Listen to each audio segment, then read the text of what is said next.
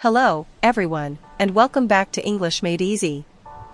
I'm Anna, and today we'll be talking about something very important, common mistakes in English.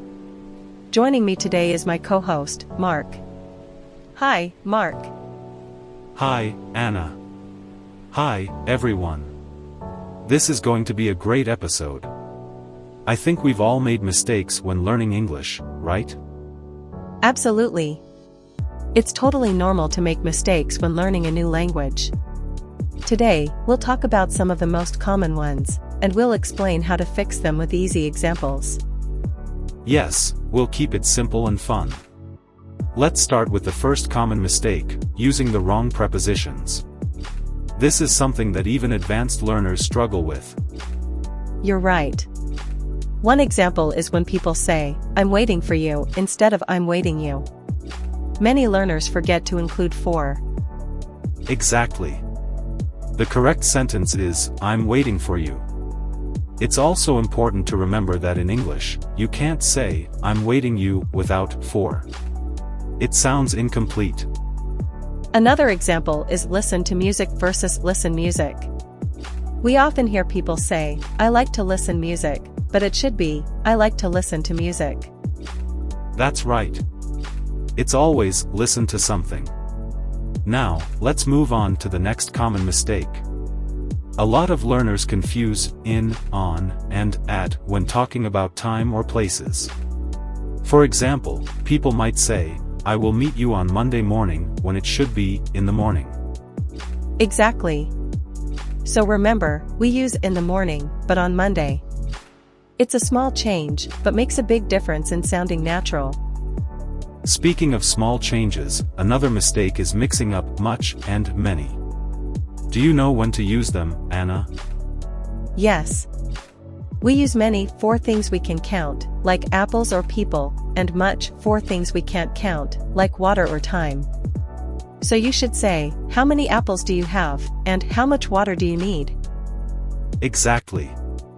Here's another common one, saying, "I have a lot of homeworks," instead of, "I have a lot of homework." Homework is uncountable in English, so we don't add an s. Yes, that's a very good point. It's easy to get confused with countable and uncountable nouns in English. Another example is information. We don't say informations, it's just information. Great tip. Now, let's talk about a mistake many learners make with verb tenses. Some people might say, "I am knowing this," instead of, "I know this."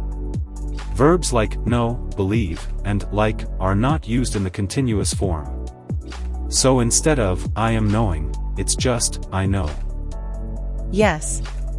It's a tricky rule, but once you get used to it, it makes more sense.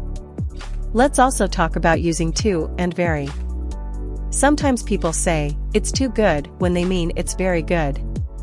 Too is used for negative situations, like too hot or too expensive. If you want to say something positive, use very instead. Exactly. If you say, "It's too good," it sounds like a problem. But if you say, "It's very good," that's a compliment.